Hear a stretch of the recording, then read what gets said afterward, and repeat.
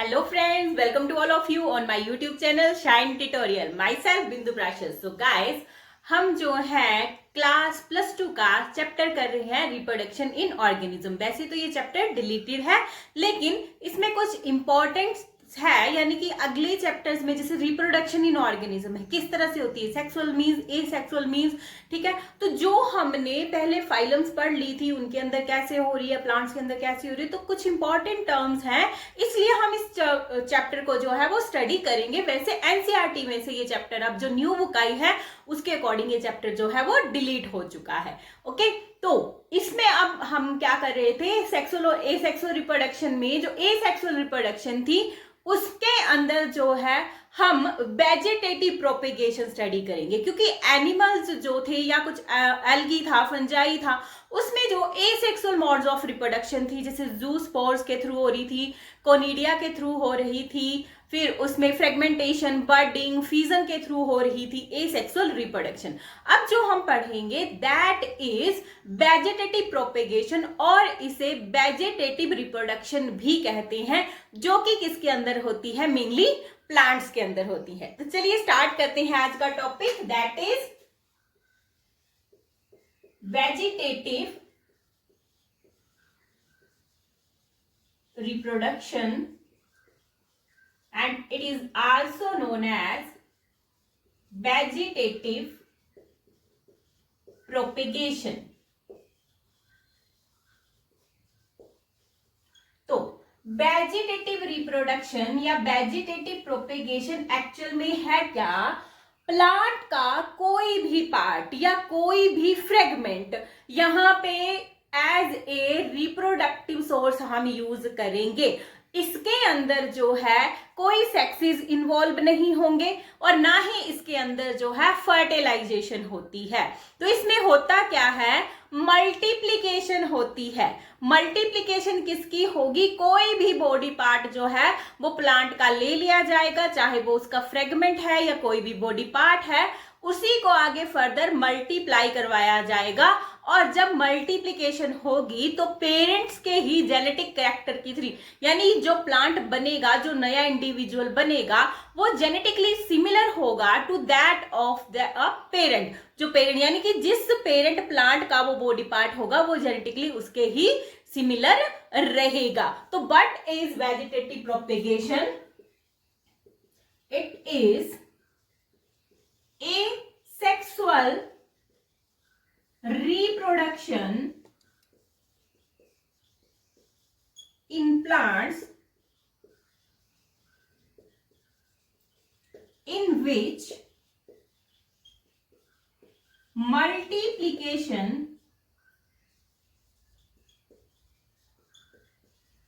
of plant part or fragment takes place, from which new individuals, आप arise भी लिख सकते हैं और produce भी लिख सकते हैं। ओके, उसमें से नया इंडिविजुअल ग्रो कर जाएगा, राइज कर जाएगा या प्रोड्यूस हो जाएगा। अब यहाँ पे जो प्लांट पार्ट या फ्रेगमेंट हम यूज करते हैं, इट इज नोन एज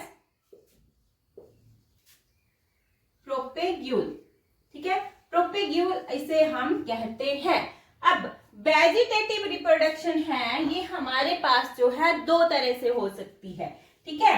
कितनी तरह से, अब जैसे अगर हम पार्ट की बात कर रहे थे ना, तो पार्ट में भी रूट भी हो सकता है, लीफ भी हो सकता है और स्टेम भी हो सकती है, ठीक है। कोई भी वेजिटेटिव पार्ट हम जो है प्लांट का लेंगे और उसी में फर्दर मल्टीप्लिकेशन होगी और वहीं से न्यू प्लांट जो है वो अराइज कर जाएगा विदाउट एनी, उसमें कोई सेक्सुअल आपके पास या एसेक्सुअल पार्ट उसके अंदर प्रेजेंट नहीं है। अब ओके, ओनली फ्रेगमेंट या बॉडी पार्ट से ही हम उसको ग्रो करवा रहे हैं। तो इसमें क्या है, विदाउट एनी फर्टिलाइजेशन जो है वो न्यू प्लांट्स जो है वो अराइज हो जाते हैं।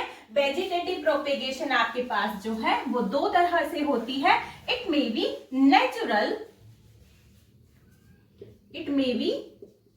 नेचुरल, जो नेचुरल होगा उसमें क्या क्राइटेरिया रहता है कि इसके अंदर जो है, जो आपके पास रूट होगी, स्टेम होगी या फिर जो लीफ है, उसके अंदर जो है बच्चों वो एडवेंटिशियस रूट्स डेवलप हो जाती हैं। एडवेंटिशियस रूट्स इसमें डेवलप हो जाएंगी और वहीं से जो है न्यू प्लांट बॉडी जो है वो क्रिएट हो जाएगी। दूसरा मेथड जो है हमारे पास वो है आर्टिफिशियल वेजिटेटिव प्रोपेगेशन या फिर वेजिटेटिव रिप्रोडक्शन। तो यहां जो है मैन के द्वारा, ठीक है, यानी ह्यूमंस के द्वारा खुद जो है आर्टिफिशियली उस प्लांट को ग्रो करवाया जाता है। ओके, तो ये नेचुरल मेथड है जिसमें खुद ब खुद उसमें से जो है रूट्स या फिर स्टेम से या लीफ से एडवेंटिशियस बर्ड आ जाएगी और वहां से न्यू प्लांट जो है वो ग्रो कर जाएगा। इनके अंदर मेनली जो है वो क्या होता है, बाय सेक्सुअल मीन्स जो है ये रिप्रोड्यूस नहीं कर पाते हैं, या कुछ प्लांट्स ऐसे हैं जिसके अंदर सीड्स डेवलप नहीं हो पाते हैं। उस तरह के प्लांट्स के अंदर जो वेजिटेटिव प्रोपेगेशन है उसके थ्रू ही वो आगे फर्दर मल्टीप्लाई करते हैं। ओके, तो नेक्स्ट हम नेचुरल और आर्टिफिशियल मेथड को बारी बारी से देखते हैं कि किस तरह से इसके अंदर वेजिटेटिव प्रोपेगेशन होती है। ओके, तो natural method of vegetative propagation के अंदर जो सबसे पहला टॉपिक हम पढ़ेंगे वो होगा कि वेजिटेटिव प्रोपेगेशन जो है वो रूट्स के थ्रू कैसे होती है।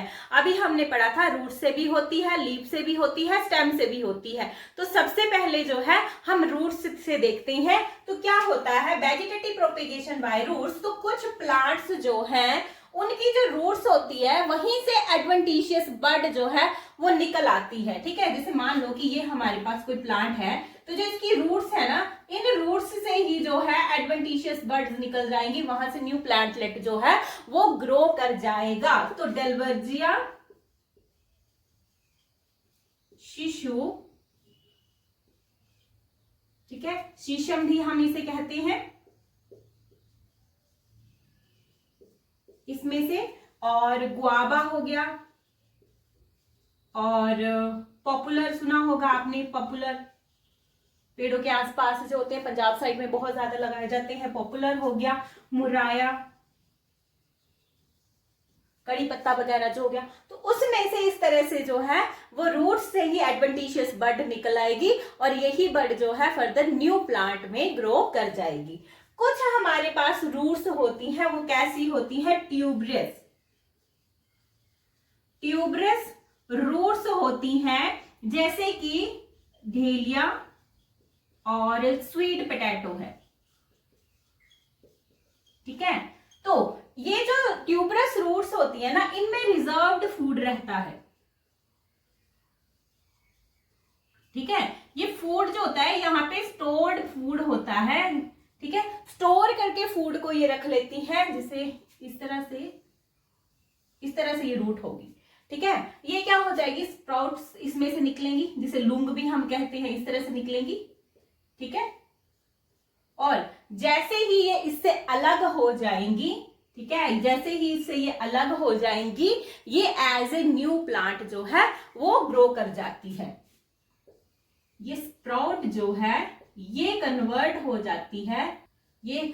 जाती है स्लिप्स में कन्वर्ट हो जाएगी और as a new individual plant जो है ये ग्रो कर जाएगी। तो ये था एग्जाम्पल आपके पास रूट्स का। तो रूट्स में डेल्वर्जिया शिशु, शीशम, गुआवा, पॉपुलर, मुराया के अंदर एडवेंटिशियस बड निकलती है सीधी रूट से। फिर आपके पास ट्यूबरस रूट्स होती हैं, जिसमें से क्या है, स्प्राउट निकलेगी, स्लिप्स में कन्वर्ट हो जाएगी।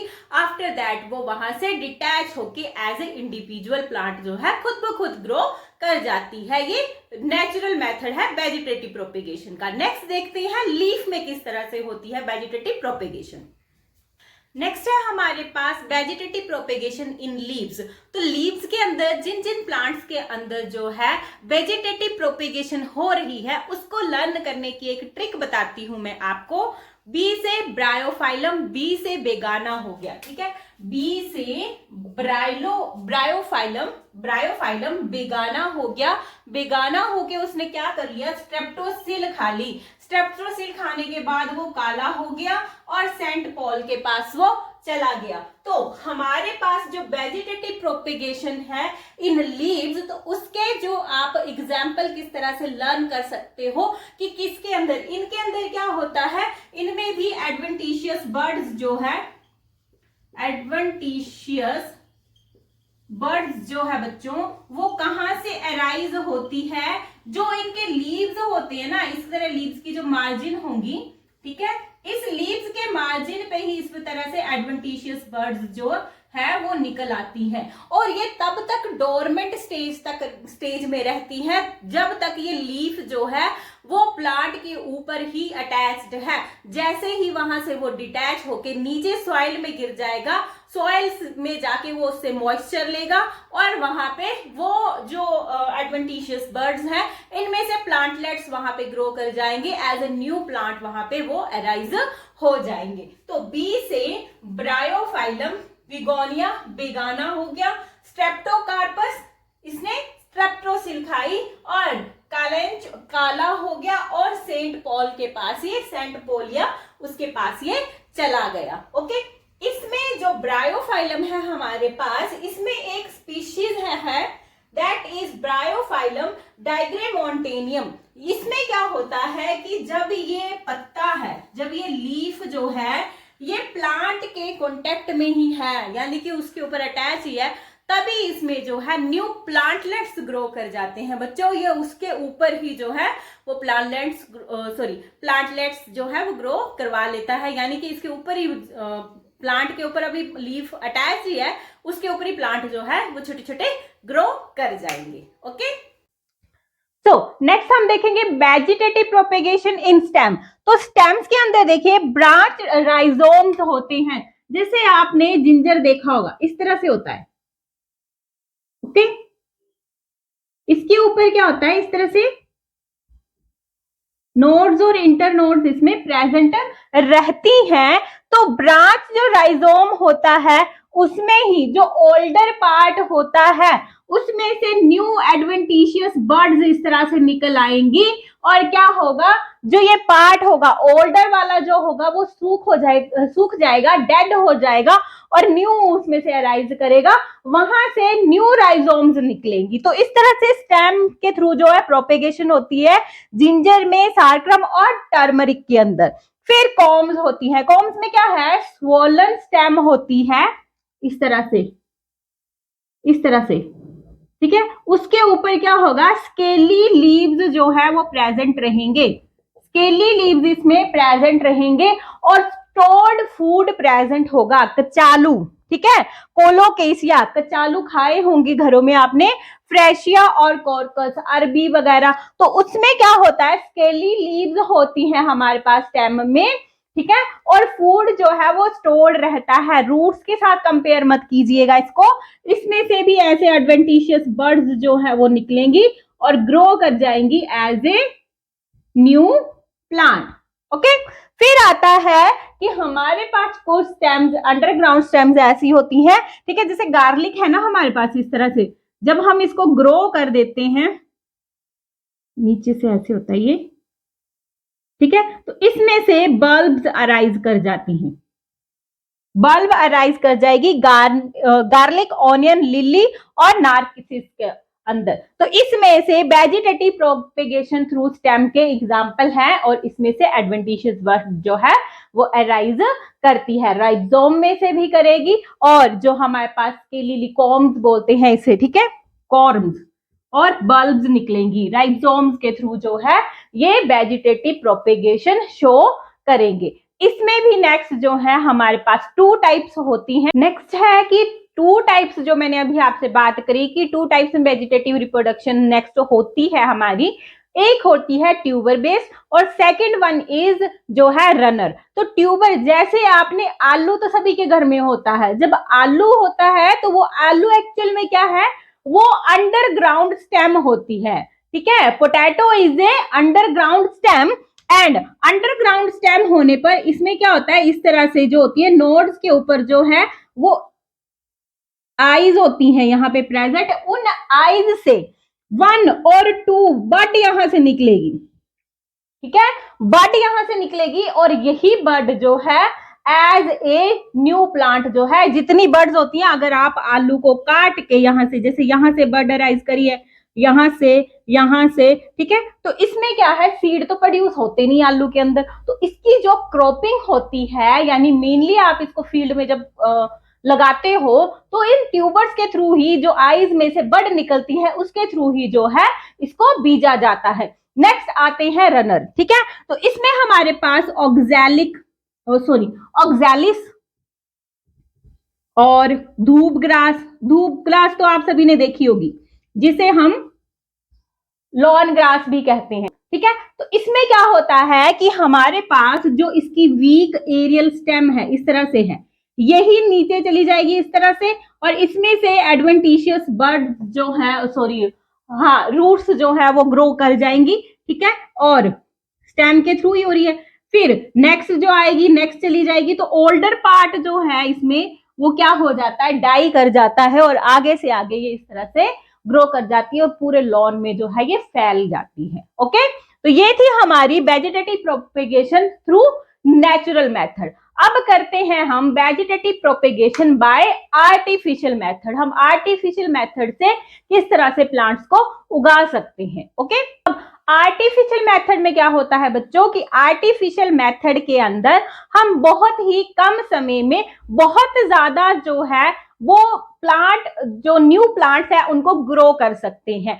इसमें हमारे पास क्या होगा, विद इन शॉर्ट टाइम जो है ज्यादा से ज्यादा जो एग्रीकल्चर हॉर्टिकल्चर में जो इन्वॉल्व होते हैं फार्मर्स, वो बहुत ही कम समय में, और जो हमारे पास डिजायरेबल कैरेक्टर जो हमें चाहिए, यानी हम एक पर्टिकुलर प्लांट चुनेंगे क्योंकि ए सेक्सुअल रिप्रोडक्शन के थ्रू हो रही है ये वेजिटेटिव प्रोपेगेशन, तो उसमें वो खुद आर्टिफिशियली उसको करवाएंगे और जिसके थ्रू क्या है बहुत ही कम समय के अंदर बहुत ज्यादा पैदावार जो है वो ले सकते हैं, या एक ही प्लांट से जो है बहुत सारे वो जेनेटिकली सिमिलर प्लांट जो उनको डिजायरेबल, मतलब कि जो उनको चाहिए डिजायर्ड कैरेक्टर वाले प्लांट्स जो है वो आसानी से ग्रो करवा लेते हैं। तो इसमें हमारे पास कौन कौन से मेथड आते हैं, कटिंग के थ्रू, ग्राफ्टिंग,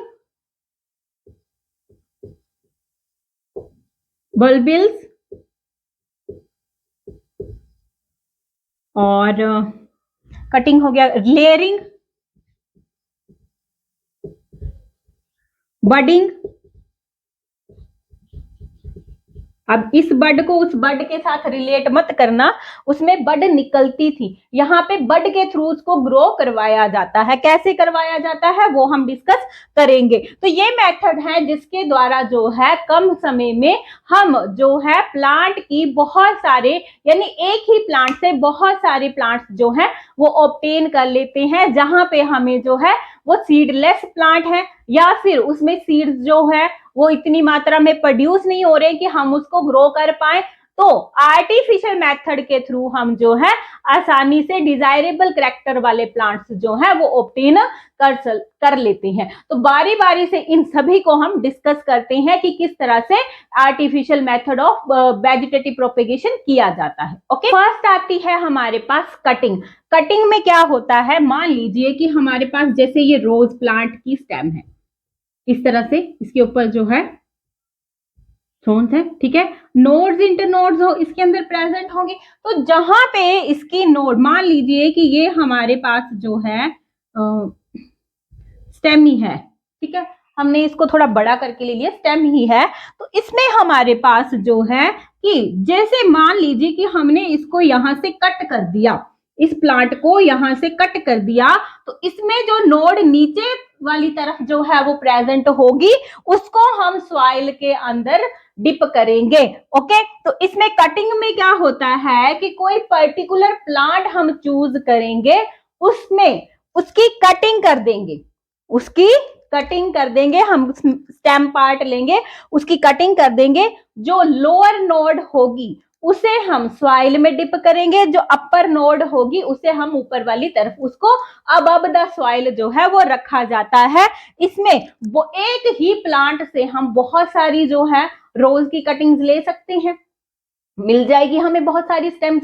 तो एक ही टाइम पे हम बहुत सारे प्लांट्स जो है वो उगा सकते हैं।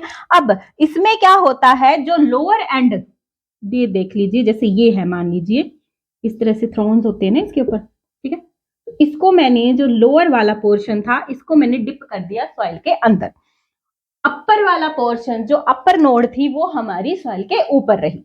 इसमें क्या है, आज के टाइम पे क्योंकि हम आर्टिफिशियल मेथड के द्वारा इसको ग्रो कर रहे हैं, तो in artificial means we can provide some stimulants, दे सकते हैं हम। तो आज के टाइम पे क्या है, इंडोल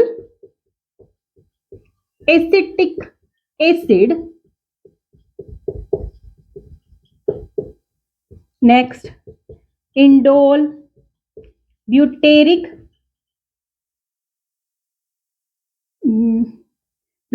एसिड IBA, और नेफ्थेलीन एसिटिक एसिड NaA। ये हॉर्मोन्स जो हैं हम लोअर पार्ट को प्रोवाइड करवाएंगे।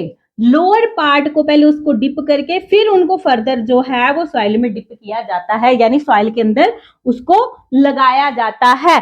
तो इसमें से जो एडवेंटिशियस रूट्स निकलेगी वो जल्दी निकल जाती है टाइम से पहले, क्योंकि हमने तो उसे क्या प्रोवाइड करवा दिया है, पहले ही स्टिमुलेंट हॉर्मोन्स दे दिए हैं जो रूट्स की ग्रोथ में हेल्प करेंगे। तो ये 3 एसिड हैं, ठीक है। इंडोल एसिडिक एसिड यानी हॉर्मोन्स हैं ये प्लांट के, indole butyric acid and naphthalene acidic acid. ये अगर हम उसको प्रोवाइड करवा देते हैं तो जो रूट्स निकलेंगी, एडवेंटिशियस रूट्स निकल जाएंगी वो टाइम से पहले ही, यानी जल्दी निकल जाएंगी, बाय आर्टिफिशियल मीन्स जो हम इसको तैयार कर रहे हैं।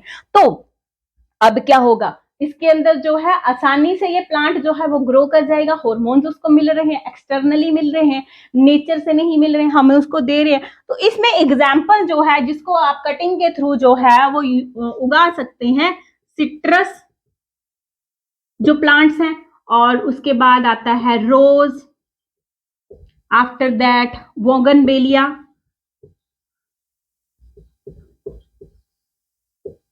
एंड रोज हो गया, शुगर केन। तो इन प्लांट्स को जो है आप कटिंग के थ्रू जो है वो उगा सकते हैं। नेक्स्ट देख लेते हैं ग्राफ्टिंग। ग्राफ्टिंग के अंदर क्या होता है, इसमें भी कटिंग ही लगाई जाती है, ठीक है। प्लांट के पार्ट को कट करके, स्टेम को कट करके ही लगाया जाता है, लेकिन इसमें क्या होता है कि हमारे पास प्लांट के 2 पार्ट्स रहते हैं। इसमें 2 क्लोजली जो रिलेटेड स्पीशीज होती है उसके अंदर जो है वो ग्राफ्टिंग करवाई जाती है। तो grafting can be done between 2 closely related species, 2 closely related species के बीच में करवाई जाएगी। जैसे एग्जाम्पल ले लेते हैं हम, देसी मैंगो हो गया और दशहरी, ओके। अब बच्चों, जो देसी मैंगो है उसमें क्या होता है, नॉर्मली जो मैंगो का साइज होता है ना वो स्मॉल होता है एज कंपेयर टू जो बाजार में बिकने वाले हमारे पास वैरायटी में जो हमें मेरे दशहरी, लंगड़ा, तो इस तरह से जो आम होते हैं उनके अंदर जो है जो फ्रूट का पार्ट रहता है हमारे पास, ठीक है, वो ज्यादा होता है एज कंपेयर टू जो हमारे पास देसी मैंगो। उनका साइज भी छोटा होगा, गुठली भी छोटी निकलती है उनके अंदर, ओके, सीड भी छोटा होगा, पेरिकार्ड वगैरह ये सारे उसके अंदर क्या होते हैं, स्मॉलर इन साइज होंगे। जबकि हमारे पास जो हाइब्रिड वैरायटी के जो मैंगो होते हैं, जैसे हमने दशहरी का एग्जांपल लिया है, तो इसमें क्या होता है कि इनका जो रूट सिस्टम होता है ना बच्चों, ये रूट सिस्टम थोड़ा वीक होता है, वीक होता है। देसी मैंगोज जो है मोस्टली ये क्या किए हैं बच्चों, अपने आप ग्रो करे हैं, ये अपने आप ग्रो करे हैं, इनको हमने कोई फर्टिलाइजर कोई मेन्योर कुछ नहीं प्रोवाइड करवाया होता है, तो ये क्या है, अडप्टेड हो गए हैं एनवायरमेंट के अंदर। इन्होंने खुद, बोलते हैं ना कि जिसने खुद अपने आप को तैयार किया होता है वो ज्यादा स्ट्रोंग होता है, फल चाहे उसके ऊपर कैसा आ रहा है, लेकिन इसका जो रूट सिस्टम होगा यानी इसकी जड़ें जो होंगी वो बहुत ही मजबूत होंगी। तो रूट सिस्टम इसका थोड़ा जो है वो स्ट्रोंग होगा। और ये थोड़ा जो डिजीज, क्योंकि बाहर है, अब जंगल में कौन जा रहा है भाई उसको खाना पानी देने या दवाइयां देने, घर में पाला गया जो होता है पौधा, उसको क्या होता है थोड़े थोड़े टाइम के बाद उसको केयर, क्योंकि हमने उसको बड़ा पैम्पर करके पाला होता है। ओके, तो उसको पैम्परिंग मिली है, इसको किसने दी, नहीं मिली, ठीक है, इसने सब कुछ झेला है अपने ऊपर, अडेप्टेड हो गया है थ्रू द इन्वायरमेंट। तो इसका रूट सिस्टम बच्चों स्ट्रोंग होगा, इसका रूट सिस्टम वीक होगा। तो अगर इन दोनों को मिला दिया जाए, एक अच्छा मैंगो किसके ऊपर उगेगा, दशहरी वैरायटी अच्छी है और इसका रूट सिस्टम अच्छा है, तो जड़ें मजबूत हो जाएंगी। तो क्या होता है, अगर हम रूट ले रहे हैं, नीचे वाला पार्ट हम किससे ले रहे हैं, इस देसी मैंगो से, इस तरह से, इसे हम क्या कहेंगे, स्टॉक कहेंगे, इसे हम स्टॉक कहेंगे। और ऊपर जो दशहरी मैंगो की जो हम स्टेम लेंगे, that is known as cycle. Okay, ये साइकल जो है, अब इसका और इन दोनों का जो हमारे पास वेस्कुलर सिस्टम है ना, वो मैच करना चाहिए, ऑर्गेनिकली वो मैच करना चाहिए।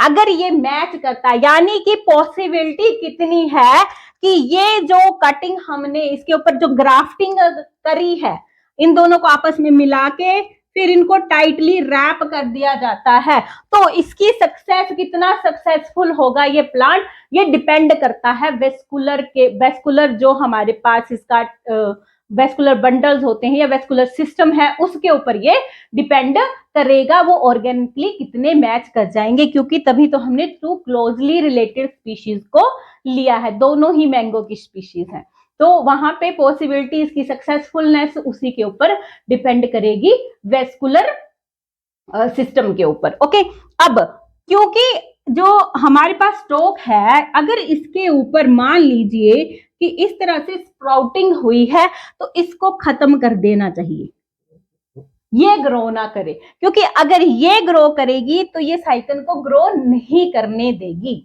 तो ये चीज भी जरूरी होती है ग्राफ्टिंग में। तो ग्राफ्टिंग दो क्लोजली रिलेटेड स्पीशीज में लगाई जाती है, एक हम जिसका रूट सिस्टम स्ट्रॉन्ग होगा वो लेंगे, दूसरा जिसका शूट सिस्टम स्ट्रॉन्ग होगा वो लेंगे। जो रूट सिस्टम है उसे हम स्टॉक कहेंगे और जो शूट सिस्टम है उसे हम साइकन कहेंगे। पॉसिबिलिटी कितनी है कि कितना सक्सेसफुल होगा ये प्लांट, डिपेंड करता है वेस्कुलर सिस्टम के ऊपर, वो ऑर्गेनिकली कितना मैच कर जाता है। ओके, जो मेथड है हमारे पास वो है बच्चों बडिंग।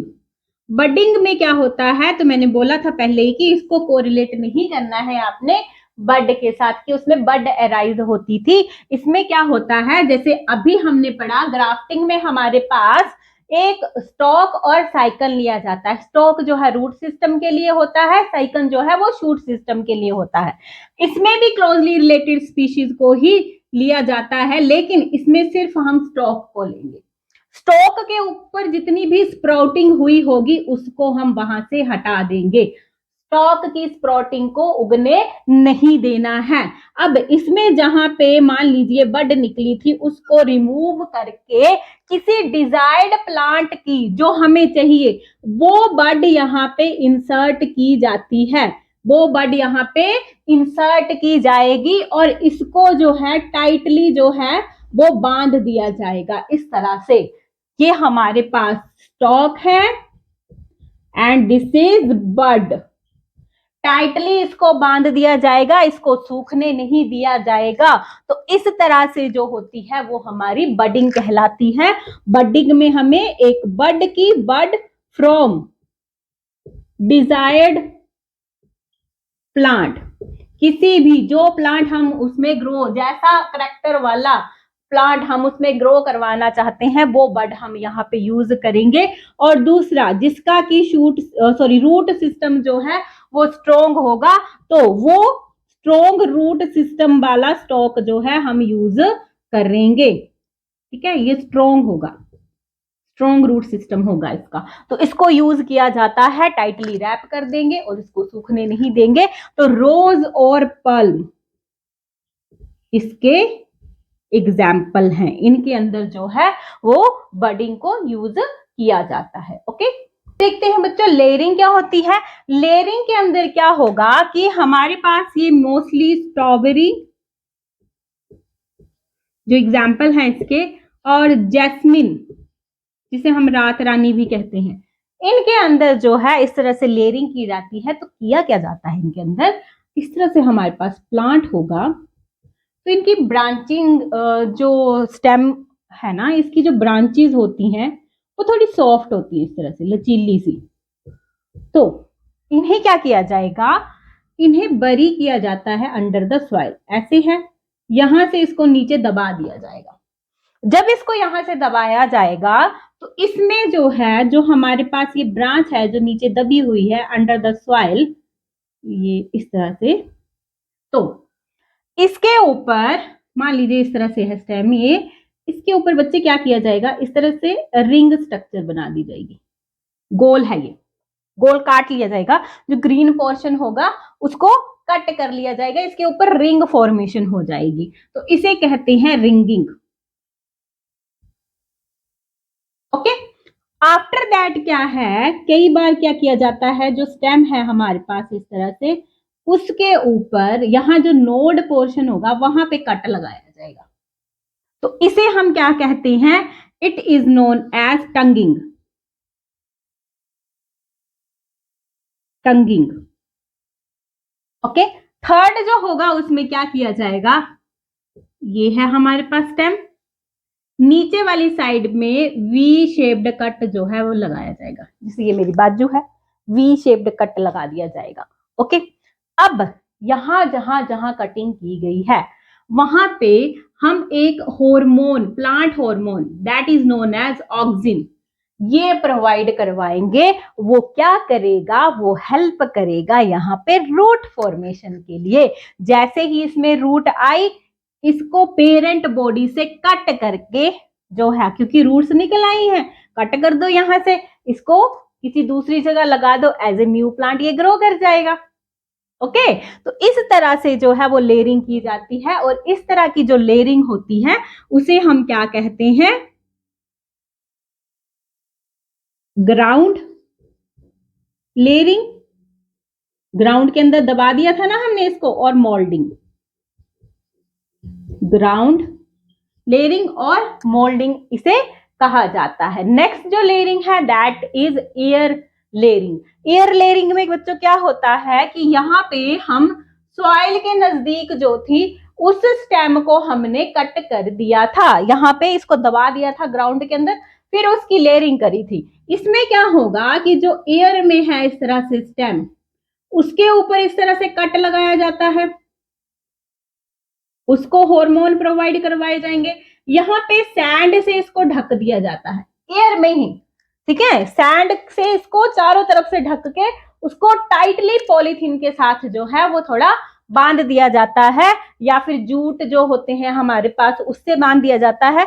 और इसको थोड़े थोड़े टाइम के बाद जो है वो वाटर भी प्रोवाइड करवाया जाता है ताकि ये सूख ना जाए। और यहाँ पे जैसे ही रूट उगेंगी तो इसको कट करके as a new individual plant जो है हम ग्रो कर सकते हैं। ओके, इस तरह की जो एयर लेयरिंग है इसमें क्या होता है कि जब हम पॉलीथीन बांधते हैं ना बच्चों, तो उसमें स्फेगनम मोस आपने सुनी होगी, स्फेगनम मोस के साथ उसको जो है, ये है ना एयर लेयरिंग हमारे पास, तो इसमें इस तरह से रिंग कटिंग की जाएगी। ओके, इसके ऊपर जो है थोड़ी सॉइल और स्फेगनम मोस जो, जिससे इसको न्यूट्रिशन मिलता रहे, और साथ में auxin, auxin hormone, sorry sphagnum moss यहाँ पे अटैच कर दी जाएगी। फिर इसको टाइटली कवर कर दिया जाएगा पॉलीथीन के साथ, अच्छे से इसको बांध दिया जाएगा। फिर यहाँ पे जैसे ही रूट्स निकलेंगी तो इसको ग्रो कर देंगे। अब इसको क्या बोला जाता है, बोला जाएगा गॉट टी, GOOT। ओके, तो ये थी हमारे पास लेयरिंग। और ये किस किस प्लांट में होती है? सिट्रस के अंदर इसको, पोमेग्रेनेट और लीची, गुआवा, ठीक है। इस तरह के जो हमारे पास फ्रूट प्लांट्स हैं उसके अंदर मोस्टली इसको यूज किया जाता है। ओके, अच्छा हमारे पास बल्बिल। बल्बिल में क्या होता है कि जो हमारे पास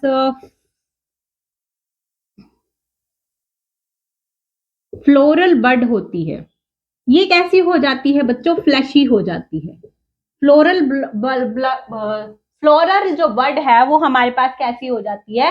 फ्लैशी होती है। और यही वेजिटेटिव प्रोपेगेशन में हेल्प करती है। यहीं से, इस फ्लैशी बड से ही इसको हम आगे से आगे ग्रोथ कर सकती हैं। तो अगेव जो है वो इसका एग्जाम्पल है। ओके, नेक्स्ट है हमारे पास टेरर ऑफ बंगाल, जिसको बोला जाता है, दैट इज वाटर सिंथ। इसको टेरर ऑफ बंगाल क्यों बोला जाता है? क्योंकि ये ग्रो करता है थ्रू ऑफसेट्स। ऑफसेट्स इसमें होते हैं, उन्हीं के थ्रू आगे से आगे, जैसे कि ये है ना हमारे पास ये प्लांट, इसके ना रिम्बॉइडल और किडनी शेप्ड लीव्स होते हैं इस तरह से, ठीक है। नीचे इसके एडवेंटिशियस रूट्स होती है, उसमें रूट्स पैकेट बने होते हैं यहाँ पे, ठीक है। तो इसके थ्रू आगे ऑफसेट निकलेगा इस तरह से आगे ये ग्रो करता जाएगा। फिर इस तरह से ये आगे से आगे ना ऐसे ही ग्रो करता जाएगा। और मड में और जहाँ पे थोड़ा रुका हुआ पानी है वहां पे स्टेगनेटेड वाटर के अंदर ये ग्रो कर जाता है और उसको पूरा कवर कर लेता है। तो वहां पे जो एक्वाटिक ऑर्गेनिजम्स रहती हैं तो उनको क्या हो जाता है, जो डिजॉल्व्ड ऑक्सीजन है वो अब कम हो रही है, क्योंकि ये पूरा ही ढक लेता है। तो उसके अंदर जितने भी एक्वाटिक ऑर्गेनिजम्स हैं वो सारे के सारे मर जाते हैं। तो ये थी हमारे पास वेजिटेटिव प्रोपेगेशन या वेजिटेटिव रिप्रोडक्शन के एग्जाम्पल्स और उसकी टाइप्स। नेक्स्ट में हम सेक्सुअल रिप्रोडक्शन को स्टार्ट करेंगे। तब तक के लिए good bye and thank you. Okay.